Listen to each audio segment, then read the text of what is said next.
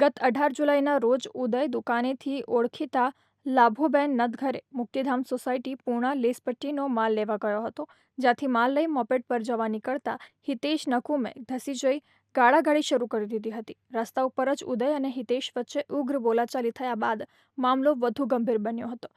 ઉશ્કેરાઈને હિતેશે કમરના ભાગે છુપાવેલું ચપ્પુ કાઢી ઉદય પટગીર ઉપર ઉપરા છાપરી ઘા મારી દીધા હતા. રસ્તા પર ભારે હંગામો મચી જતા લોકો એકત્ર થઈ ગયા હતા, જેમાં મહિલાઓએ હિતેશને પકડી લેતા ઉદયનો બચાવ થયો હતો, પણ ગંભીર ઈજા પહોંચી હતી. લોહીલુહાણ ઉદયને સારવાર અર્થે હોસ્પિટલ ખસેડાયો હતો.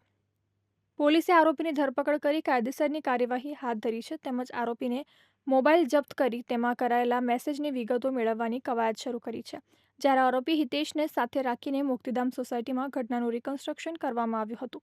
પોલીસ દ્વારા રિકન્સ્ટ્રક્શનની કામગીરી દરમિયાન મોટી સંખ્યામાં સોસાયટીના લોકો એકઠા થઈ ગયા હતા.